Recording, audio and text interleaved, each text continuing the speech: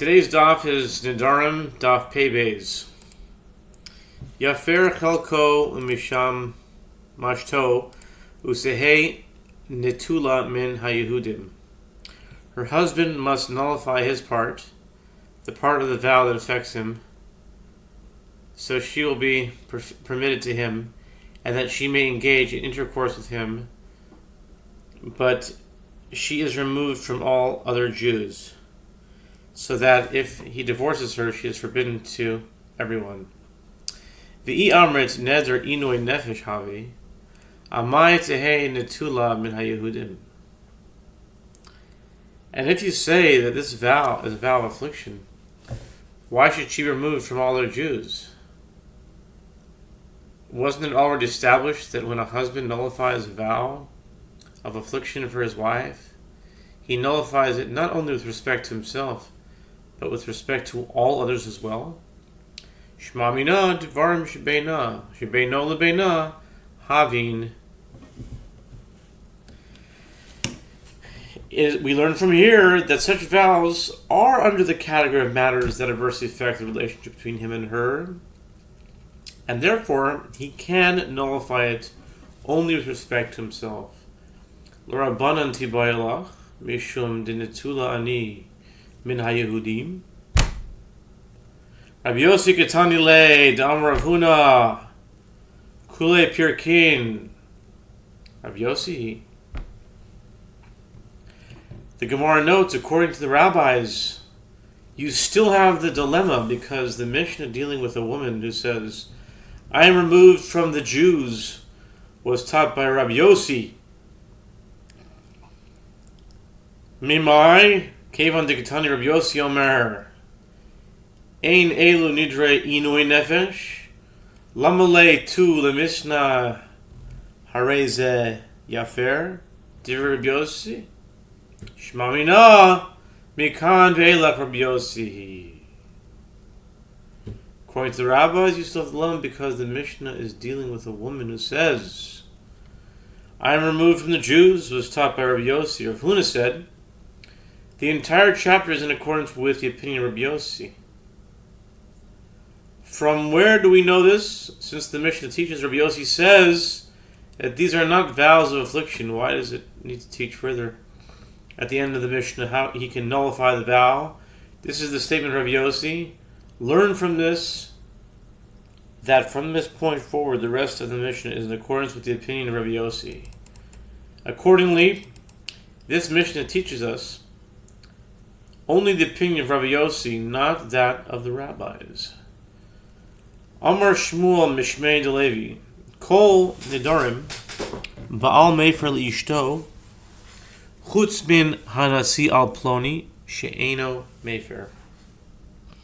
Aval Hanaas Ploni alai, Mefer. Shmuel said, in the name of Levi, a husband can nullify all vows of affliction for his wife, except for the vow benefit from me is konam, for so-and-so, which he cannot nullify, as is entirely between her and another person. But if she says benefit derived from so-and-so is konam, for me, he can nullify the vow, as it is considered a vow of affliction, since she might one day need that person and be unable to avail herself of her services due to her vow. Tanan, we learned in the Mishnah, Peros Medina Zoalai, Yavila min Medina Sacheres Amar Rabbi Yosef, Dekam Reshetavi. The Gemara raises an objection from that which we learned in the Mishnah. If she said the produce of this country is konam for me, he cannot nullify the vow, as it does not involve affliction, since he can still bring her produce from another country. The vow is similar to a vow by which she prohibits herself from deriving benefit from another person. Why then does Shmuel say that the husband cannot nullify it? Rav Yosef said, the Mishnah is referring to a woman who said in her vow that you bring, in other words, that she did not prohibit herself from deriving benefit from the produce of that country entirely, but only from the produce that her husband himself would bring her. She may still enjoy that produce if it is brought to her by someone else or if she brings it for herself. Tashima. Come in here. Peros Chenvenizalai. Ein Yachol Afer. If a woman took a vow saying, the produce of this storekeeper is konan for me, her husband cannot nullify the vow. But didn't Shmuel say that if a woman prohibits herself from benefiting from a certain person, her husband can nullify the vow? The Gemara answers, Achanami daka amra shitaviyata. Here too, the Mishnah is referring to a case where she said in her vow, the produce that you bring from this storekeeper is konan for me. Lo haisa parnasa so ela mimenu hareze yafer. Ve'ima mart dika amra shitaviyat ata amayafer. The Gemara questions this resolution, but the continuation of the Mishnah states, but if the husband can obtain his sustenance only from him, the particular storekeeper, he can nullify the wife's vow. And if you say that this is referring to a case where the woman said in her vow, the fruit that you bring from the storekeeper is coming from me, why can the husband nullify her vow? Other people can bring her the fruit on his behalf.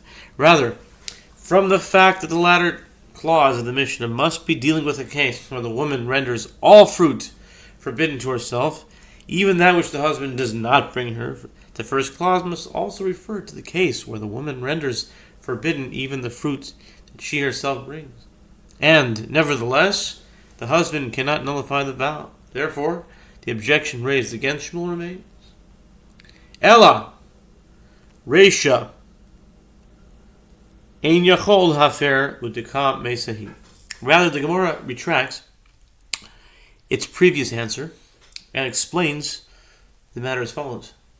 In the first clause, the husband cannot nullify the wife's vow, and the case is one where she renders forbidden even the fruit that she herself brings. And we'll conclude here at the end of Amud Aleph.